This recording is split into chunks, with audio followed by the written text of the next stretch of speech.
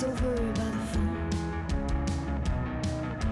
Clear eyes for the wolf at home. Blue sky windows, have you seen where the wind blows, baby? Blue sky wind blows, heavy things off his mind already. Hello, everybody, and welcome to a new episode of Alphabetti Spaghetti from the Eventing Podcast, brought to you by Strawmax. I am Tilly Berrent, and I have been coerced into opening the show by Dan Byrne, who has a virtual gun to my head through the camera, and here we are. Well Dan, I'll hand it done. over to you now. That was good. That was high professional. pressure. That was high pressure. Yeah, I felt that was My heart rate's up. professional, though. That was very good. That was very good. I think the only other person who's ever opened the show is you, Peter. that Yeah, and correct? I'm just sitting here thinking that Tilly's just literally usurped my first reserve seat with that hugely professional introduction. That was very good. I must say, I actually. This think has she been a might nice friendship, Spike, but I'm sure it's been put to bed now. I love the bit of advice that Dee gave her before we started, saying, "Channa, you're in a Steve Coogan," and I think that was definitely more Steve Lamacq than Steve Coogan. Yeah. Yeah, I fall asleep most nights listening to Partridge, and I definitely think it's the Weird. happiest point. That is Weird at least call, though. the least surprising news of the week. I love it. I love it. I love it. Before we get into the weird and wonderful world of what I listen to going to sleep, last person on the show, the old reliable. She's from Stroud in England.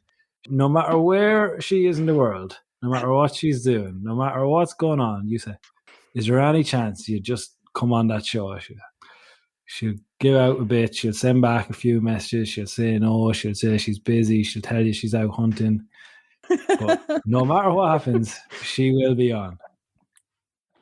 That's me, I guess. Yeah, the old reliable bit, kind of a bit prickly about that. I'm sitting here happily letting you all waltz into the limelight. So happy to be part of the chorus line and, never the star. But that's just me. Anyway, evening to you. Sorry, yeah. It's actually... Don't worry, Catherine, I'm old and unreliable. No one actually minds being an old reliable as long as you're not called an old reliable. Isn't that the case? Everyone's kind of happy to be an old reliable as long as no I now one's feel compelled to be sensationalist. So. Please do. I've got a few of those questions for you, actually. There's a few that have come up. Let's go straight into the show, because sometimes when some of these people that are on tonight are on, we find ourselves, an hour and 20 minutes in on question 3. So we're going to really try stick to the script tonight. Of course, before we get started, thanks to Strawmax for supporting the show and for sticking with us. As you people who listen to this particular show will know, it's not an easy journey at times for a brand. It's a leap of faith, not just at renewal time, but also every show. And they've been very patient with us. So we appreciate that, Strawmax. And in return, we always tell people about how great that bedding is. Dust-free and handy for the environment, and cheap. But not cheap. Cheap's the wrong word. You don't think. Affordable. Affordable. So let's go.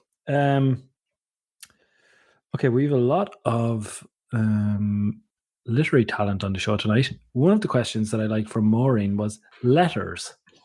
Do you still write them? And how great is it to receive them? Anyone received a handwritten letter? It's not a handwritten letter. I was going to say a letter. I get letters all the time, but they're normally bank statements and bills and appointments. The bailiff is coming round. Be prepared. Yeah. Two handwritten letters I've ever received were both from, this is very starry, but both from Jilly Cooper, I'll have you know. Oh, stop. That's so cool. Absolute truth. Oh, no. I can't even remember why. I think it was Starting from the show dropping bombs like that. Well, The old reliable. The show is over now. I do have That's two incredible. handwritten letters from Jilly Cooper. I think that handwritten thank you letters are very important. I am guilty of not always, shall we say, being massively quick on them. And the trouble is, the longer you leave it, the more you have to write. So, after about a month, when you've got to write 6 pages, it's a bit off-putting. but I do think they're very important. And yes, what am I? I'm old and reliable. Yeah, yes. I am really Not guilty old, of not having sent or I guess received a letter of any kind in a long time, but I love the idea of them. I always find the closest thing I get to writing a kind of heartfelt letter these days is people's birthday cards, and it's, you know, the second you put pen to paper, you forget every inside joke you've ever had and every experience you've ever had together, and you're just it's sort of like happy birthday, I like you. I think I can't remember now actually. But I will say I'm very into reading other people's letters, which sounds like I'm breaking into people's phones and reading their texts. But books of famous people's letters, especially the really prickly ones where everyone's bickering with one another, one of my greatest pleasures in the world. Highly recommend following. I think it's Letters of Note on Instagram, which pulls out some of the best bits of those. Really good. I actually think that's an amazing point, and actually something that will be gone. Mm. Because Will you make your children write thank you letters, Dee, for their presents? yeah, I think I will. So I think I will. That would be my only input. That we are very good at. Percy's very good at writing his thank you letters. Yeah, you do send those.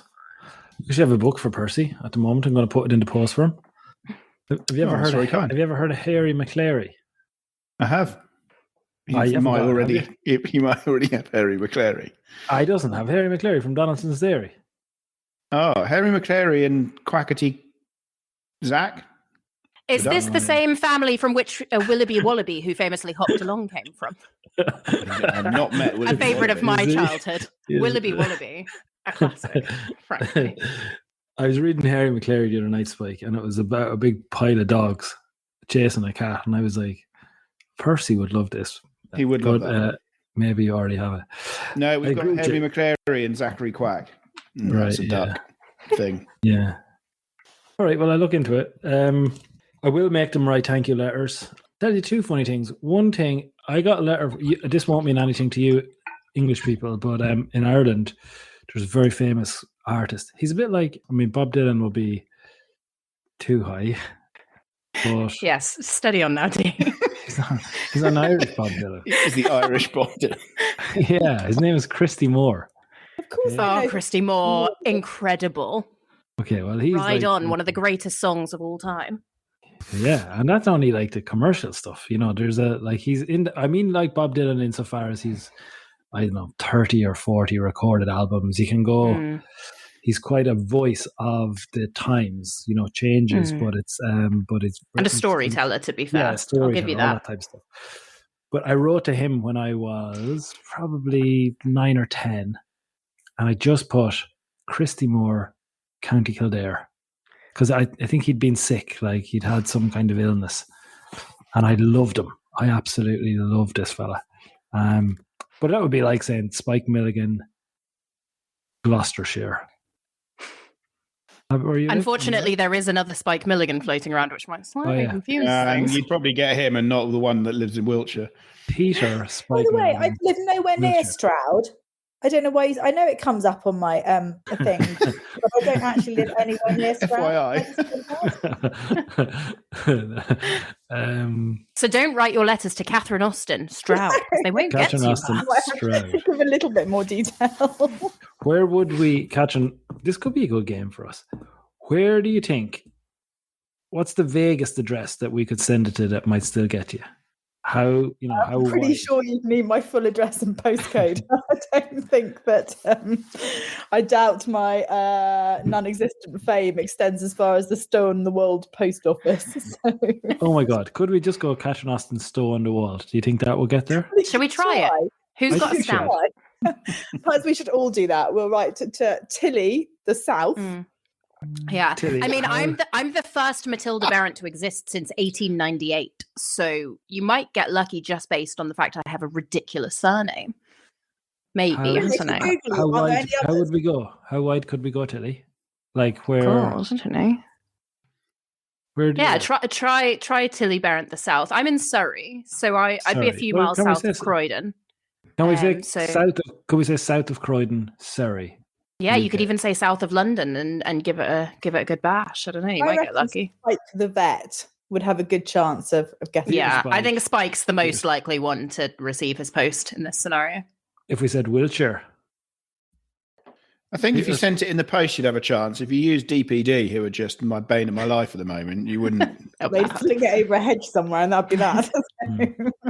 I wouldn't blame them. They're on the clock. You know what I mean? They don't. But you wouldn't blame them for doing a terrible job.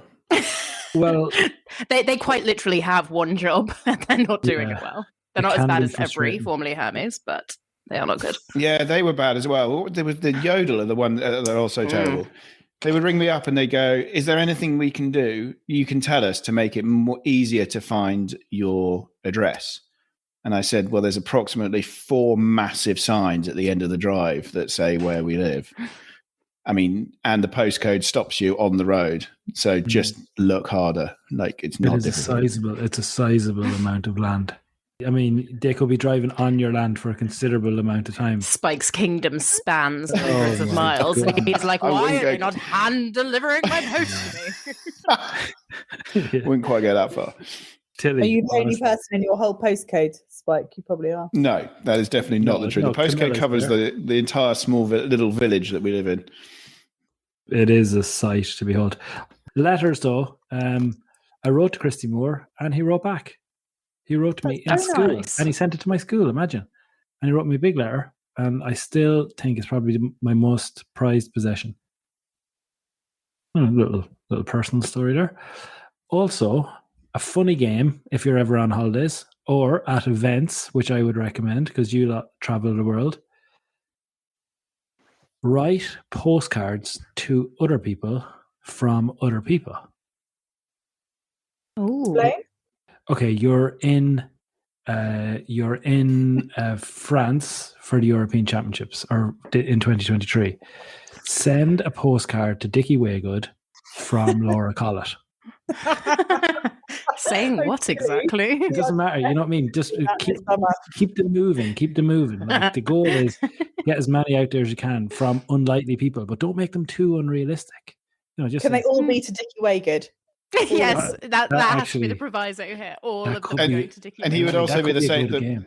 You could put Dickie Waygood. France. Well, France, the up bit. and they would get there. So Richard that of actually- Waygood. No, see, I have we can't ever refer to him as Richard because when you have a name as strong as Dickie Waygood, I want you all to really just percolate on Dickie Waygood for a minute. This man should never go by Richard ever again. Dickie Waygood is too Richard good. Way. So Dickie or Does- nothing. Okay, I'll buy the postcards. D supply the Rosie, stamps. Tilly, that's a little your clip. handwriting. If you Okay. could just clip that thing Marvellous. from Tilly there, that would be great. Coward. That's what we put into our audio beds.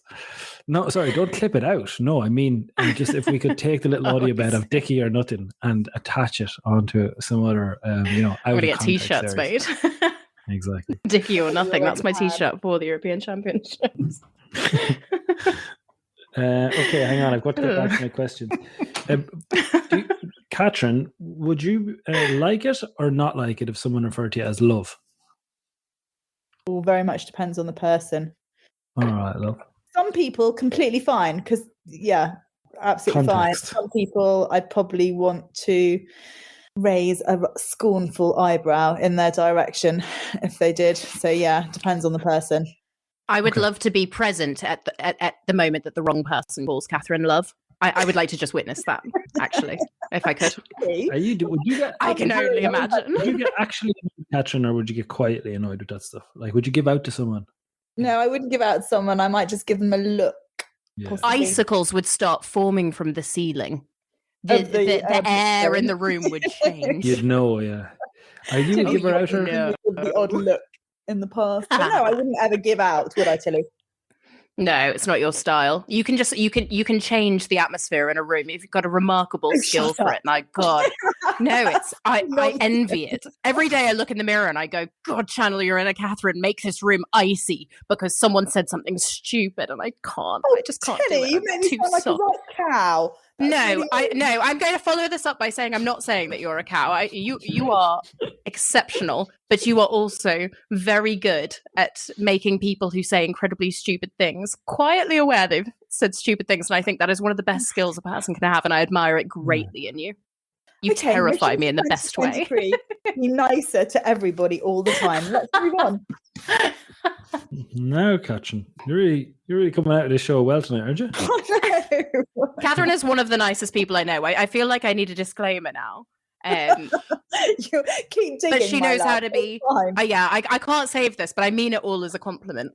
Maureen is bashing out the questions tonight, but they're very good. What's your favorite language to listen to? And she says she can't not think of the sketch from A Fish Called Wanda. A Fish Called Wanda, I feel, is actually going to move into kind of cult-like. I don't know how many people who listen to the podcast will know A Fish Called Wanda. I don't think I've ever actually seen it. I know it's got Michael Palin in it, hasn't it? It's all the John Cleese.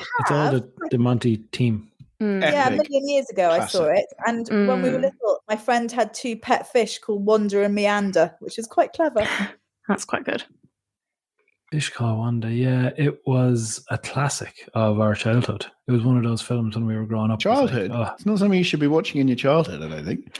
We had a loosey-goosey relationship with that kind of stuff. Like, we didn't, that's where Catholic boy Irish... like you yourself. You were an altar boy, Dan.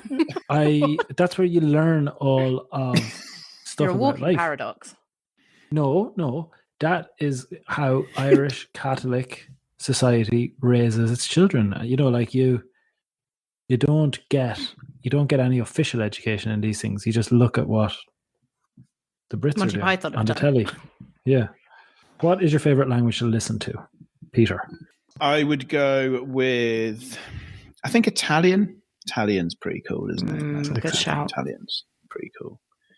I think my favorite accent in English is Spanish. I love the way the Spanish speak English. Thank Like God the rhythm Sam's of not the here. rhythm of the way they speak with their accent, I think is really cool. I think that's really lovely. But yeah, Italian, yeah, let's go with it.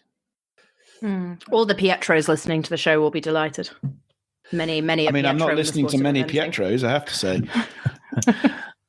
I have to listen to bloody Giovanni a lot of the time. I was going to say, how can you beat listening to Giovanni in English for pure kind The of most extraordinary drama accent. and excitement?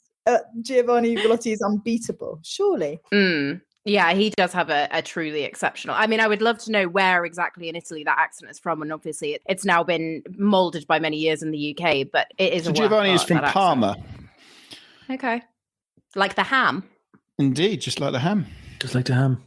He had a lot of it at his wedding, didn't he? He did. He had a Quantified lot slab of it. meat, Giovanni Ugolotti. Yeah. That we He's can also just the only peel person off. I know that has an actual meat slicer. Like you have at the, like when you go to the deli or somewhere and you have the meat slicer out the back. He has an actual meat slicer. And does he have a massive Parma ham at home that he just slices? He is the massive part. Regularly, yeah. Because his dad's a butcher. Look at that. Look at all these amazing bits of information about Giovanni Ugolotti. This is good, to be fair. I'm taking really notes. hope you're listening to this. At the wedding, his dad's side of the family, they all came over and they were all like little butchers. It was hilarious. They were there with all slicing the meat. It was amazing. Yeah. None of them spoke a word of English. And in fact, I started my I was going to speech say in Italian. Could you do any of it now? No, it was written out phonetically. It was phonetic, yeah. But I did get a laugh. I think I did get a laugh or two, and then cracked into English. It was like one sentence too long, where it was kind of like, no, I don't mean in a bad way. I mean in a way where I was like, he's learned Italian. Wait a second.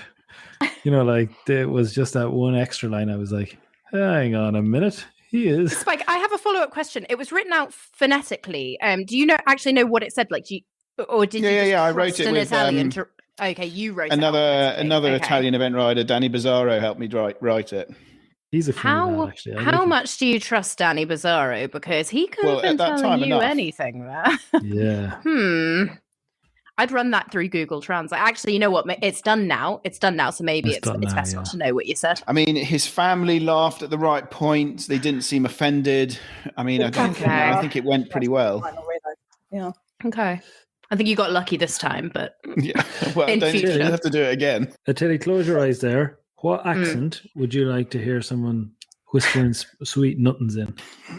Oh, God. To make it more fun, what if it had to be an accent from England? Oh God. Oh yeah, England, a country that has its pick of quite awful accents. You wouldn't want like a Scouser whispering sweet nothings in your ear, would you? All right, mate. Take it easy, girl. Take it easy, girl. That's quite Geordie. That's quite Geordie. No. Yeah, Hey, Hmm.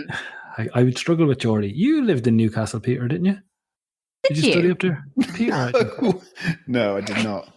Did you not? I don't know why I had that in my head. Right, okay, no, it doesn't have to be That's England. Rumours makes Anywhere, perfect. anywhere in the world. Anywhere in the world. Just give me, like, what about a big buff South African fella? I will say, okay, I have kind of two answers. We'll say I think the sexiest accent in the world is a New Zealand accent, for sure. There's something kind of fun about it. But my kind of unpopular answer to this, not an accent I necessarily find sexy, but an accent I find very, very comforting, is a German accent.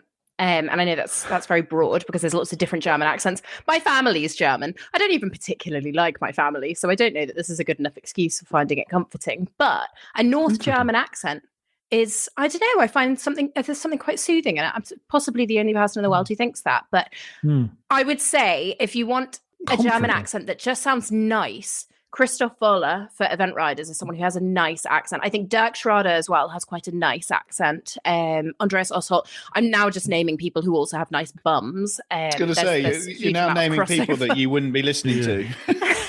It's the FBI World Bum Rankings. It's also got an accent component. Oh, Katrin, could we raise the stakes from the World Bum Rankings? I want to tell a really bad story, but I'm not going to. Please do. So my favourite English-based accent comes from my utter adoration of Jarvis Cocker. And so a Sheffield accent is absolutely number one for me. I never knew you liked Jarvis Cocker. Oh my God. I've been obsessed with him since I was 15. He's the only famous person that I've just, he's a hero. I love him. He is brilliant. Love him. Full of surprises, Catherine. Oh, aren't Please I forgive me. Denise's ex was a looking Jarvis Cocker. Looked very like him. Looked very like him. Okay, She clearly has a type, hasn't she? I was just thinking that. I don't look like Jarvis Cocker. No, but Scandi Geek Chic thing. Yeah. Yeah. All right. Yeah, Scandi Geek This Chic. doesn't God, work no as one well has on a ever pod. summed up Dam's look better. Scandi Geek Chic. That is you through and through. that's something that happened once upon a time. I've moved into more classy, middle-aged. I can see your jumper actually. It's got kind of raised bits on it. Yeah, I've embraced being a dad, and I've given up Dad on all that knitwear. stuff. Yeah, knitwear and tracksuit bottoms. He's got an air and a spare and a bit of cable knit, and what more does a man need, really? Unfortunately, that's quite an accurate way of summing up how I feel about life at the moment. Okay, I really should move past Maureen because she's asked quite a lot of questions. And they're Can all Maureen very be good. on the next show since it is an M show the next time to do the intro? I actually think Maureen should just come on and do all of the questions. These are very good. Okay, this is a quick one around the room. Lavatory, loo, or toilet. What do you call the smallest room in the house? Blue. Peter. Loo? Lou. Loo. The loo? You call it the loo as well, do you? Yeah. We call it the toilet. But as I've learned, quite funnily, my daughter she copies our accent, obviously, my accent mainly, and that has no T's in it. So she has started saying, like, not yet, toilet. Like, she doesn't put the T at the end of things, which is now getting corrected by her teachers and her mother. But it's quite interesting in that I hear myself saying it. Why are you going? I mean, The toilet. if we're talking about embarrassing children, my son is saying really bad words at the moment. Is he? Yeah, Has today he? he's a Naughty little proper piglet. parrot, and today he copied a word that I said out loud when I was on the phone, which we quickly needed to stop him saying ever again. Not a diagnostic word, then I assume. No. Drugs?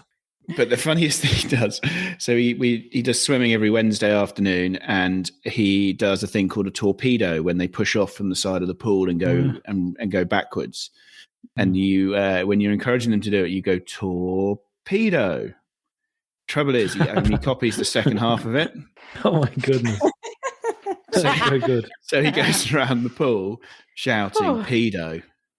Presumably men who are in the pool while the children are practicing. It's generally a pretty high female environment there. It is a lot of men. Either way, maybe he's shouting it at you. Maybe. The last thing you want is to be hadn't the only considered man in a women's class having that shouted at you. I hadn't considered that it was accusational. Talk to me about Lidl. Catherine, you a fan of Lidl? We don't have one. We have Aldi, but I don't have a Lidl anywhere near me, so I've never been to one, which is a shame. Very good stuff. Middle aisle. Do you middle aisle it in Aldi? Are you interested in that stuff? Yes. Yeah. Great crack, isn't it? Aldi's great. Every possible way. I totally love it. Yeah, I'm same page. I don't know where I go with it, other than at a point in lockdown, it became quite a big activity for us. We'd all go to the middle aisle. And there is one. I know. No, but the thing is, though, I used to get dressed up to go to the big Tesco. I get that. I get that. It was a weird time, wasn't it? Like, because actually, that seemed really reasonable for a while. Was that was the height of excitement? I went to Tesco at 6 a.m. It was really exciting. I used to plan my outfit to go to the big Tesco. I was like, I get to see people. Fantastic. Yeah. Who knows? I might brush knuckles with someone over the onions. Fantastic stuff. What are you doing later? I'm going home to put on a tux and commentate on a made-up event in my own living room. Oh, yeah. Oh, Jesus. Oh, lousy. That was Father David who put up Lidl. Spike, well, you'd kind of look down on middle aisle stuff. You'd be very much a brand. No, not at all. I love a bargain. Well, I don't agree. But go on. Speak for yourself. Tell us. I have to say, I wouldn't be a Lidl frequenter. I have to say, since that's the one thing that have changed hugely since all the lockdown and COVID stuff is that I don't really do supermarket shopping anymore. I just get delivery. Spike's an Ocado man through and through. Look at him. No, he's the I do Sainsbury's delivery Monday morning, first thing. Does my shopping for the week, and I don't have to. What delivery do you get? Sainsbury's delivery. Okay, all right, go on. The thought now of having to go and walk around a supermarket takes however much time out of my day or week just seems mental. Whereas I can just order it and it turns up. Yeah, there's a bit of sense in that. I quite enjoy the process of a big shop, if I'm honest. But you end up buying too much and you waste it all. You go there any way if you're hungry. You just buy half the supermarket if you're not careful. You always have to have a tactical snack before a big shop. Come on, guys. This is rookie stuff. Tactical snack, then big shop. Never do it hungry. Never do. So you only have yourself to blame if you do it hungry. I get a few recipe books out. I work a bit of a plan of what I'm going to cook that week. And the organisation. Yeah. Such an adult. Anyone playing podcast bingo, Alphabetti bingo right now? Peter is back talking about his ability as a chef again. Never. And then we're done. What are we having tonight? What did we have tonight, Peter? Just as a little. Just very simple. I said a little prawn stir fry this evening. Nothing very exciting. Prawn stir fry. Cheeky little prawn stir fry. I think we should have a podcast cook-off or potluck dinner, as the Americans do it. Right. Because I'm really trying to get back in Catherine's good books now. I've been over to Catherine's house for dinner a number of times, and she's very good at cooking. So I think actually we should all be bringing our cooking skills to the table here and nourishing and feeding one another. We could do it like a come dine with me. Oh my god, we could. Tilly's really good at baking, which is hard to believe, but it's true. She once made this incredible box of like Christmas cookies and stuff, and it was amazing. Never done all the Bavarian recipes. You know what? There is a side to me. It's hard to believe, but there is a side to me that has some housewifely qualities. I will never be a good housewife, but I can cook and I can bake when the mood strikes. So I think we should all really be having a big come dine with me podcast special. Frankly, how would it work? You'd have to hop over the pond, Dee, because we're not coming to Ireland. Yeah, bloody miles away. Sequential dinner parties through a week. We could say really rude, judgy things to camera when no one else is listening. Yes, we could do it during badminton. Oh my god, yes, my god, that's what we'll do. in badminton. Perfect. Quiet we all week, stay not in a a lot house going on. together. Let's do that. Nothing going on that week, and we all happen to be in the same place, so we might as well. Yeah. I mean, And the reality is that everyone is awake at like 12 o'clock, still doing the job that they were doing. exactly. And at the like reality 8 is, o'clock for that 7 morning. days straight, you don't eat food because there's no Yeah, time well, to it eat was food. Jaffa So cakes, but that's fine. yeah, No, you Mars do eat bars now food. that there's a Mars sponsorship. You have breakfast at that most amazing breakfast place that Catherine told me about that does, what was it? It did Eggs Benedict or somewhere. That was somewhere. Nicole. Oh, it was Nicole. Yeah, Is that at amazing. badminton? Who has time to get breakfast at badminton? I know. I remember sort of this get up, last roll year, out of and it was bed, like put some yes, mascara on and get there. we never did, but yeah, it was definitely Nicole.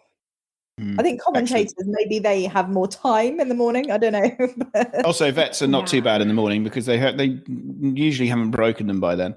Yeah, your Saturday Yes, night is a long That's a old fair one. point. Yeah, yeah. I envy anyone who has time at badminton to go to the big annual media lunch on the Thursday midday in the dressage break. I think who actually has time for that? I've got to write 3,000 words. I think that was a casualty of the Mitsubishi. Yeah. Oh, very odd. It's like, who's there? We're all here sweating into our keyboards. What's happening?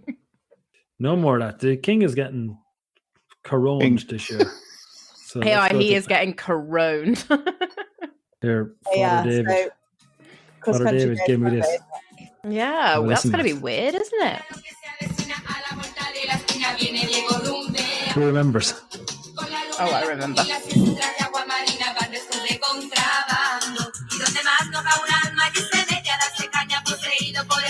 Everybody, if you're mucking out, just put that shovel down for a minute. Just feel those shoulders loosening up.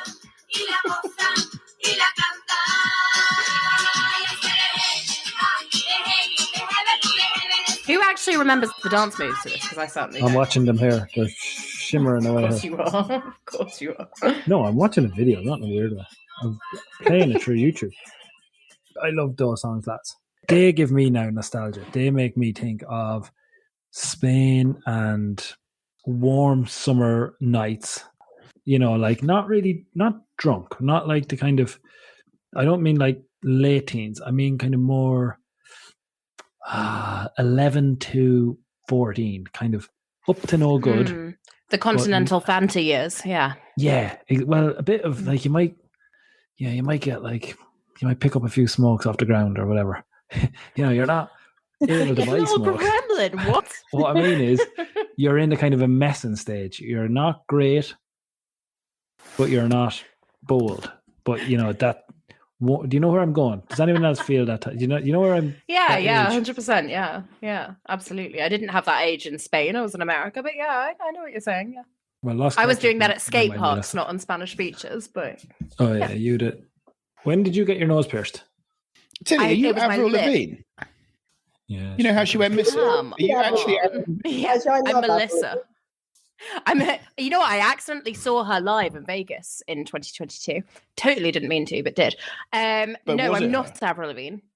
Well, or was it Melissa, the clone that they snuck in to replace her? It wasn't my nose I had pierced, it was my lip, and I got it done when I was 14, and I had it for nearly a year, and then the yard I was riding at, the woman who ran it was like, no, you're going to get your face ripped off, take it out or you can't ride anymore. And I thought, okay.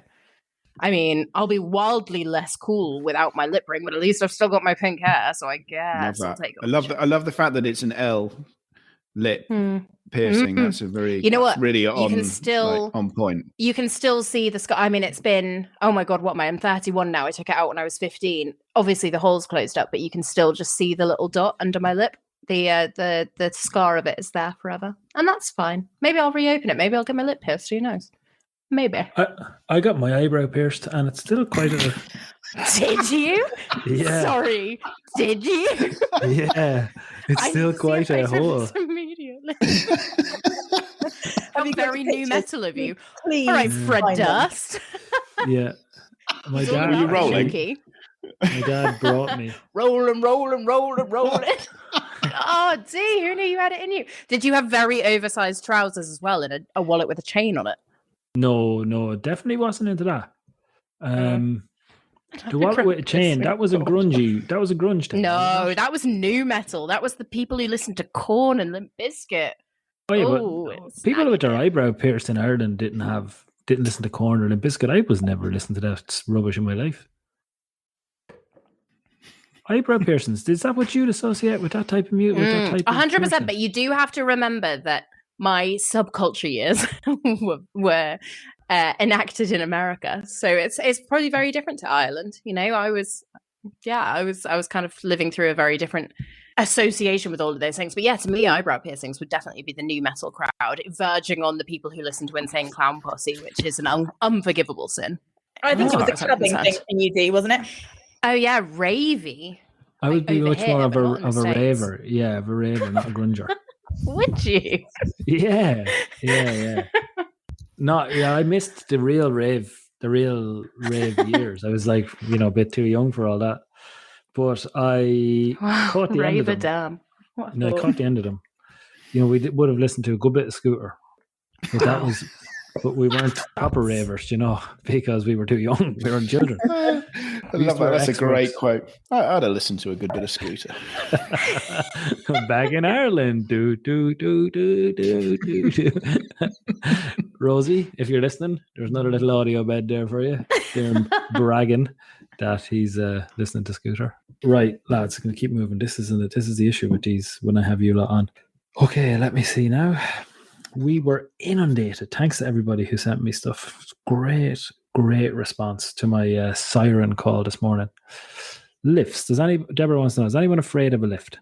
I presume no. 4 no's? No one's afraid of a lift. I'm right? I'm not afraid of a lift, but when I was a child, I used to have recurring nightmares about escalators. And I never saw a therapist to get at the bottom of what the issue with that was. But I would say for about 15 years straight, I had recurring nightmares about just being in a building that was all escalators. And I'm not afraid of escalators, and I never have been, even as a small child. But yeah, weird. I don't know. So if there's any dream analysts out there, what does that mean? Am I okay? I love dream analysis. Me too. Absolutely. So good. So weird. So weird. If your tooth falls out in your dream, apparently that means someone that you know is going to die. Your toot? Oh. Your tooth. You've got 36 of them. Teat. Tooty toot. Okay, this time we're going to Catherine's left. This time... Hi, Catherine. I'm just going to... Okay, this time just you two. Late, early, or on time? Which are you? You're asking a vet. You're late, I presume, are you? Yeah, generally late. Although I always have Catherine. intentions of being We saw on you time. for a second. That's why I turned my camera off very quickly. You look harried. I've had a busy day. I haven't had time. Just harried. Because you knew that I could see it. You're like, get that off. Catherine, late, early, or on time? Peter's volunteered late to begin with for him. Presume you're also late, I would expect. Slightly, not very. Mostly on time, a little bit late, not early. Yeah. Tilly? God, look, I'll be late for my own funeral. I am chronically late for everything, even with the best of intentions. And with the best of intentions, I was still so late that I sacked off the best of intentions, and now I have the worst of intentions, and I'm even more late. So yeah, never expect me to be on time for anything. Not a chance. I've improved, but I'm still late. But Nicole and Sam have a real thing about it, like an actual. Yeah, they've got an early vibe to them, both of them. Yeah, but it kind of in a really annoyed if you're late. Like they're very angry if you're late. So I've kind of had to just get on with it. I'm better than I was. I'm still often late, but better than I was. Liver or offal, love or loathe. Anyone? I had what's it called? Sweet cakes. Has anyone ever heard of that? What's sweetbreads is what you're looking for. Sweetbreads. But that's the pancreas, is it not? It is the pancreas, Tilly. And myself and Denise were out. Strong anatomical knowledge there, team. It could also be the thymus. Oh. Where's that?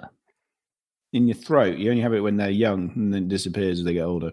But but it is generally the pancreas. Of a what? Well, whatever you're eating. Usually a cow, I think, isn't it? Or lamb, lamb sweetbreads. I think it could be. We were in a double Michelin star restaurant. Come on, let's spit it out. Double Michelin star. Were you? Yeah, the other day. And What was the occasion? Got it for our wedding, and we had to wait for 5 years to go because of life, like the pandemic and the babies and everything. Trying to get in is a nightmare, and it was closed and all the rest. So 5 years. Anyway, we got there. They honoured the voucher, thankfully. Otherwise, we would have been in trouble. But we were sitting in the chef's table looking at the kitchen.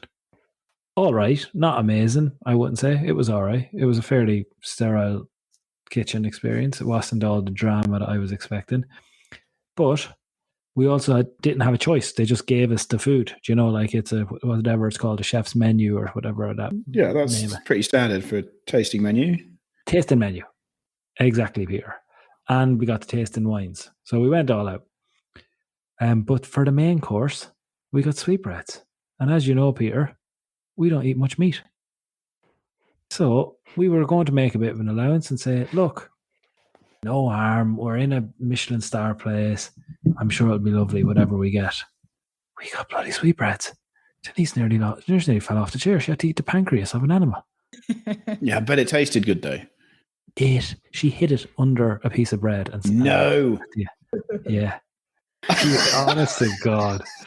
Like her main course in a double Michelin star restaurant, she had to hide it under a piece of bread. It's not like anything you've ever... I don't know if... I'd never heard of it.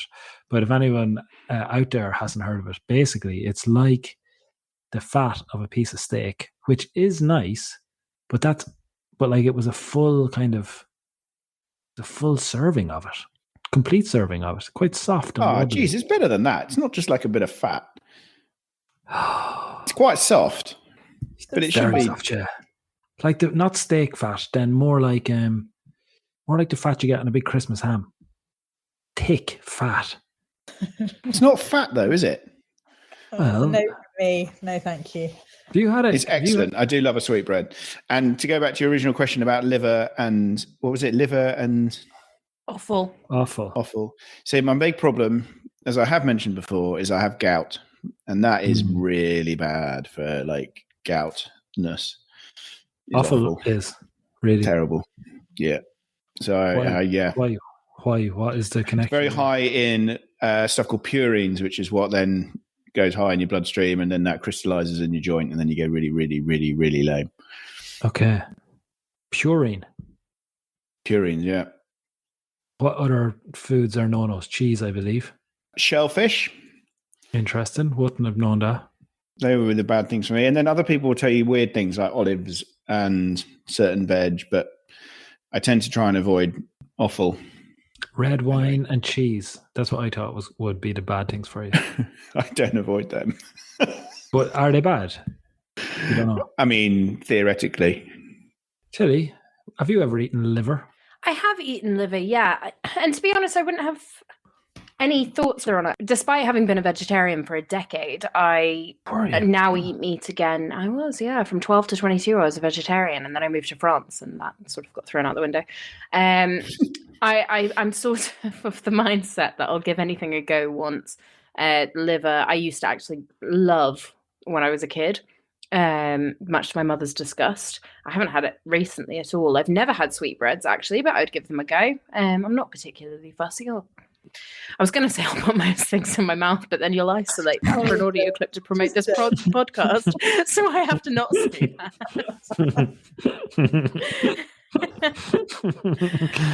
I will try most cuisines. Can I do a podcast telling all the stories that Tilly has told me and John Carl and Ben Way in the mix zone over the years? I think you, me, John Carl and Ben Way should just have a podcast of our own, to be honest, and with a robust legal team behind us. I'm a changed woman. I've reformed. She says sat in her boyfriend's house. Everything's fine. Okay, quick fire. Lego. Any of you really like Lego or not? Tilly? I don't want to be gendered on this. Feels like more of a boy thing, but like shouldn't be really. Does it?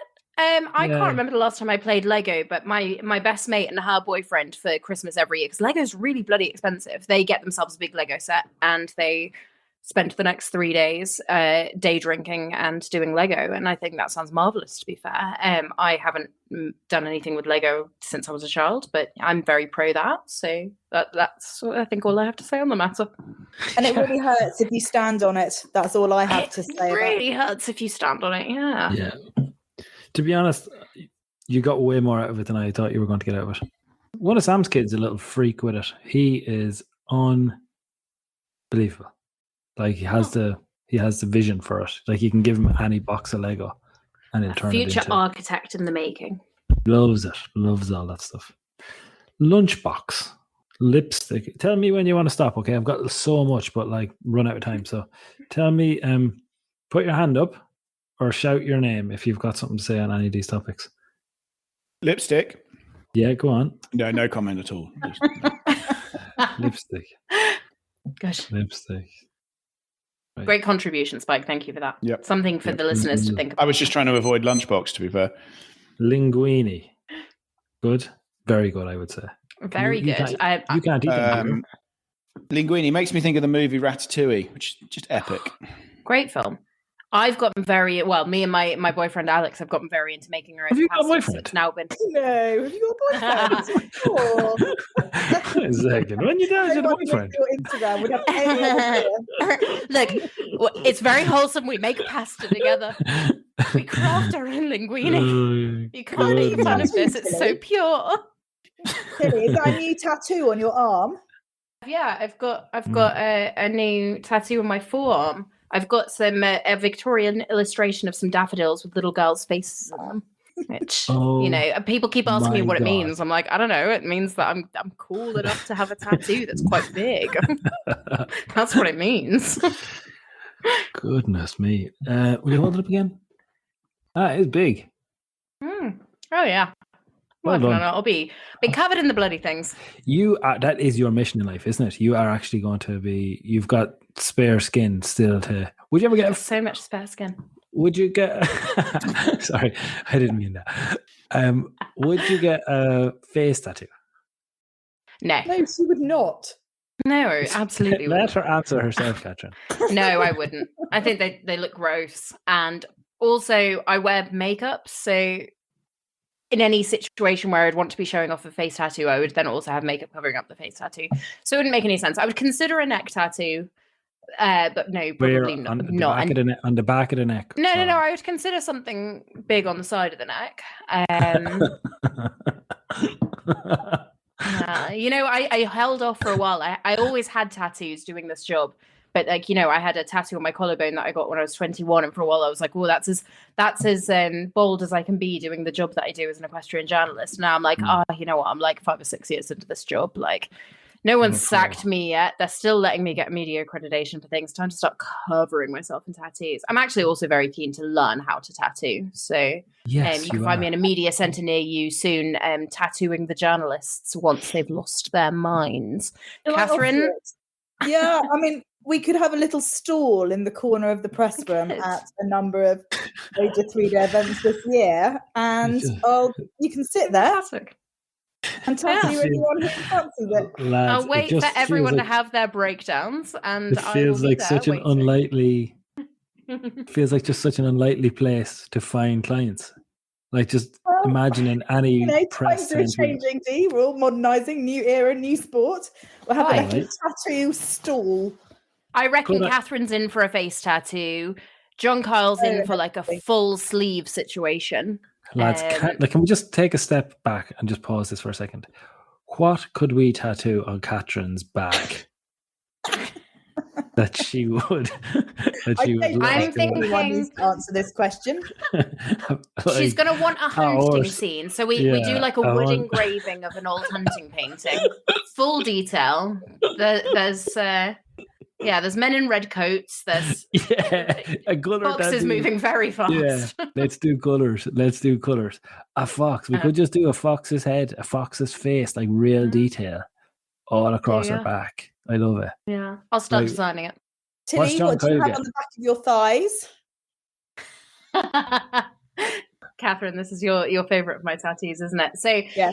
basically, fundamentally, at heart, I am a 13-year-old boy going through an emo phase at Escape Park somewhere in like rural New York or something.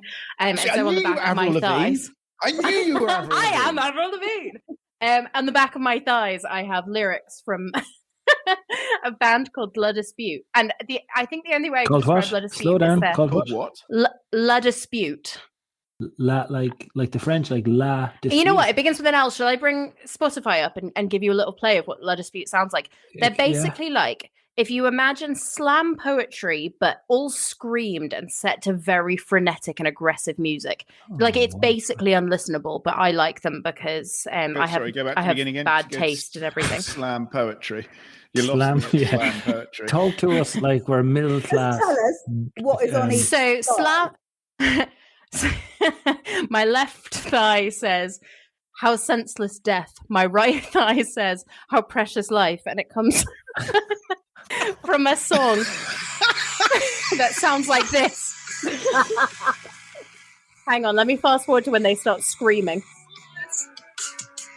Oh, this isn't actually that screamy, to be fair.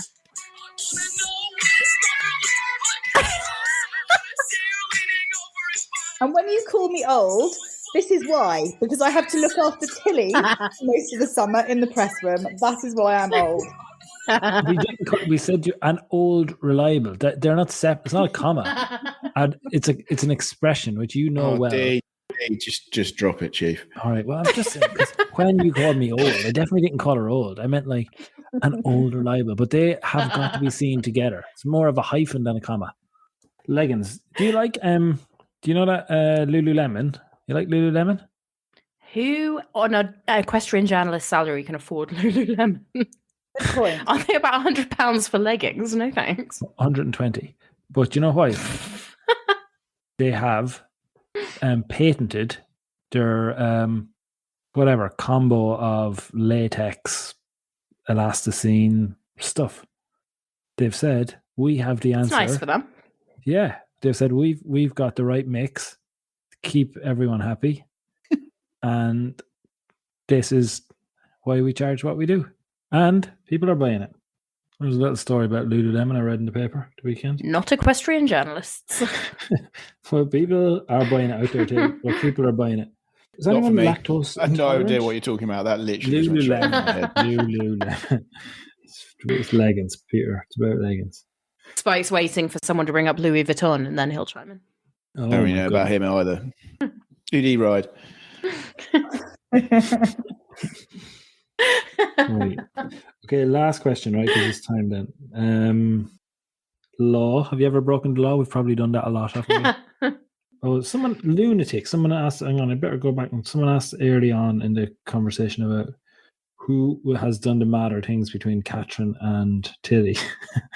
I was like, oh. And also, by the way, Catherine, someone said, what's the craziest thing? This is from Emily Musto. What's the craziest thing you've ever done? Brackets, Catherine, you have to answer this. No, I don't. I absolutely don't. Of course, I'm not telling you. I'm extraordinarily well behaved and behave with great propriety on all occasions. Sorry, Emily Musto, there is absolutely no chance that I'm telling you anything like that. Yeah. Unless you It's pay me one of quite the... a lot. But I will tell you a lot about Tilly if you want. So I'm holding out for our podcast with Benway and John Kyle, because at that point we will have a robust legal team and I will be able to tell the stories that you want to hear. I can't tell any of those on this podcast because nobody has introduced me to the lawyer yet. Because it's sponsored by Strawmax, and because it would all be over if we allowed you loose on it. Strawmax, if you could introduce me to your lawyers, I am willing to come back on and proceed. I have a backup story for the craziest airplay-friendly thing I've ever done, which did take some thinking about because I was keeping an eye on people's suggestions earlier. When I was 16 and interviewing for my first working pupil job, I ran into a burning building to rescue a bunch of horses because during evening feeding on my 3-day trial period, lightning struck the weather vane and the whole barn burned down, and we all had to run into the kind of burning down skeleton of this building and pull horses out, and then the roof collapsed about half a second later and it was all terribly exciting, and there's very dramatic photos that the owner of the barn for some reason was taking while all this was going on, and a bunch of teenagers were nearly dying. So that'll be the craziest thing I've ever done that I'm willing to admit to on this podcast. Oh, I did not see that coming. Heroic. Well done. Yeah, she had to give me a job after that. So then when I was 17, I went off to move 800 miles away from home for my first working pupil position, because I could have been as crap as I wanted to in that 3-day trial period. Once you've nearly died, you have to be given the job. So pro tip for anyone looking for a working pupil position, just nearly die and they'll give you the job. Lily, I just didn't think you had that kind of stuff in you. Also, I was fairly sure that I had Excuse me. Don't take this in the wrong way. But I actually thought I had heard all of your stories. Nah, you've heard maybe a solid 15%, Dan. That is an unreal thing to have just sitting in the back pocket, just sitting there. Sure. Yeah. I've got none of that. I'm fully... Anyone that's listened all the way through from Alphabetti from the start, I've got nothing else. he's out. He's been bled dry. It was. I'd say it was possibly the scariest situation I've ever been in, but also the power of adrenaline is extraordinary. And we had 16 horses, I think, in total to get out, including 2-week-old foals that were by their dam sides, and that was actually the most difficult bit because we had to get the breeding stallion out, and obviously, as much as you can, you're just pulling horses out and getting them out into fields. But then you've got to think about the fact that you've got 2-week-old foals and mares and a stallion, and then also a horse that has some aggression issues, and you've got to separate those out. But when you have foals that young, the foals won't be the first to leave the stable without the mother. But if the mother's then also afraid of the building burning down around them, they won't leave. And you'd be amazed when the adrenaline's high how easy it suddenly becomes to lift up a 2-week-old Irish sport horse and just sort of half carry and half drag it out of a stable and kind of get the whole thing done. But yeah, I mean, it made bonfires a bit tricky for me for a few years, but I'm over it now. But it was an odd one. Well, I never. Well done. I certainly can't begin to match that. Tilly has had a much more dramatic and exciting life than I have. And I can remember you telling me that story in Poe, Tilly, when we sort of, talked about everything under the sun. Always seems to happen at Poe. Poe is the event for life stories being laid out on the table. I think I find that season on season, it's that sort of event. But yeah, no, it was exciting is the word for sure. It was a lot. One day I'll write a book, maybe. I don't know. 3 people will read it. One of them will be my mother. Well, you've been threatening that for long enough. God knows. That's true. Yeah, I sure have. You always take like a few days off on every event, don't you? And take photos of a nice city and then say, I'm here to write. Oh, absolutely.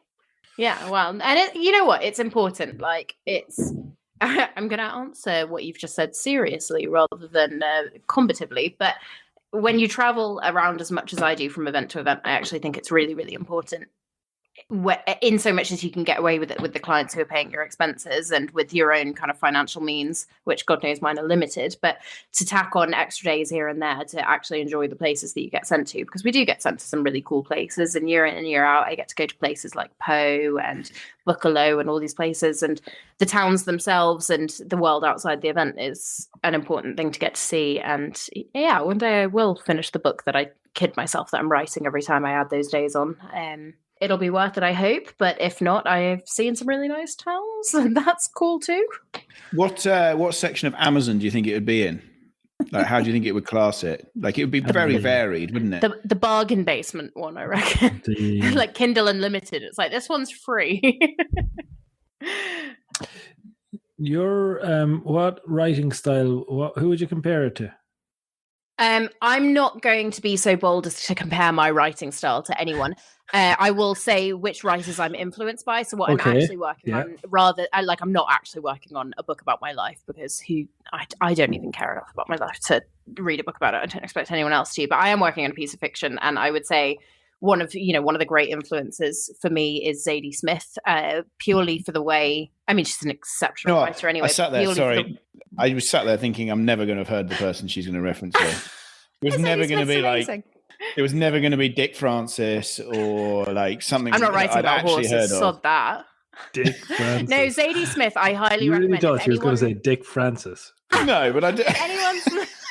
If anyone's looking for a novel to read, Zadie Smith is one of our national treasures. It was always She going to be wrote someone, something really educated, something quite clique, something like No, modern and hip. Zadie- And that, If she had like, said Dick Francis, I would have fallen off my chair. If she had Jilly had Cooper. that prelude, and she had talked the way she talks in those tones, and then said, "But I have actually been really influenced by people like Dick Francis." I think there's definitely an opportunity for someone to do the Dick Francis style, but in the more equestrian side rather than the racing side. So, not quite Dick Francis, but Hector Payne refers to me as Tilly Cooper because he thinks I should write Jilly Cooper's Riders, but for eventing. So he's that already exists. On Sorry, a number Tilly. of occasions referred to. Well, it does, yeah, but I could do it better. I mean, I'd still probably buy it and read it. But. Yeah, you would. Did you meet Zadie? I did, yes. And I'm not someone who ever gets starstruck in any situation, but a couple of years ago, pre-pandemic, I guess it must have been 2019, I went to the release and a talk about a collection of short stories that she'd released, and I met her and had a chat with her about some writery sort of things, and I was so overwhelmed by the whole thing that I had to take myself off to the toilets and have a little cry. Would not ordinarily be my style. I mean, when you'd see me out interviewing people at events, I'm certainly not going off and having a cry after talking to William Fox Pitt, despite the fact that his posters were on my wall all through my childhood. But Zadie Smith, yeah, terrifying, very clever, brilliant writer. Read anything of hers. She's able to write about a place as though it's a person, and that's extraordinarily inspiring to me. But she's much more clever than me, so don't get your hopes up if you read her novel and then go, "Oh God, Tilly's writing a book." Yeah, it's going to be crap in comparison, but also heavily inspired by her. Oh, Tilly, well done. That was nice. We don't often have that level of depth and insight on Alphabetti. Last question. Can we go back to the bits Hello, that need darling. lawyers to get involved? No, that was quite, that was surprising but enjoyable. I like it. It just shows, again, every so often. Put that on my CV. I was about to say, Dee, you just got such a way of words. That was Tilly Barrett, surprising but enjoyable. Who would have Again, thought? Who would have thought that he listens to Alan Partridge when he goes to sleep? I've actually just realised that my real life is now starting to sound like Alan Partridge. You are the Irish Alan Partridge. Yeah. But that, it's one thing if you're doing it as a joke. I was not joking there. That was actually the words that were going through my brain. Surprising, but nice. That is so okay. And this doesn't get much better. I was going to end the show with a nice little Father David. He has a question there, L'Oreal, because I'm worth it. What's your favorite shampoo? One word, and we'll take it out from there. So, what's your favorite shampoo, Catherine? Aussie stuff, whatever. Both shampoo and conditioner, Aussie. Very good. Pricey but good. Well done. Tilly, that mane looks well cared for? Does it? It does it indeed. That's the sheepskin on the chair behind her. I think Sheepskin, yeah. My sheepskin on the chair behind me is better maintained than my actual mane. That is absolutely for sure. Spikes hit the nail on the head there.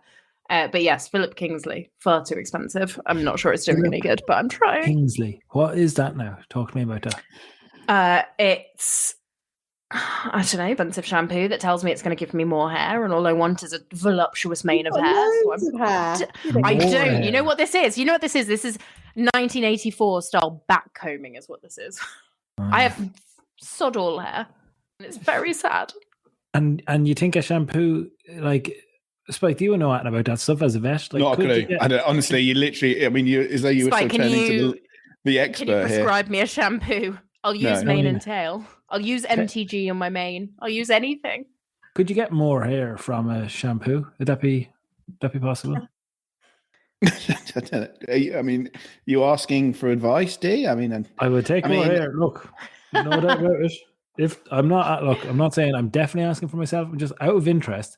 Is it possible to get more? I don't know, Dee. I'm lucky that I don't necessarily have to worry about that yet.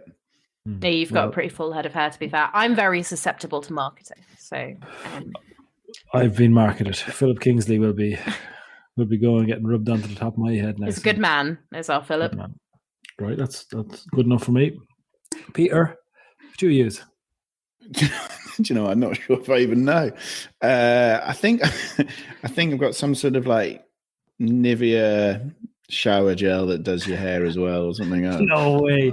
I just find that A absolutely 3-in-1 amazing. man. Are you a man that just rubs the same stuff on your body and your hair, and maybe even your face? Yeah.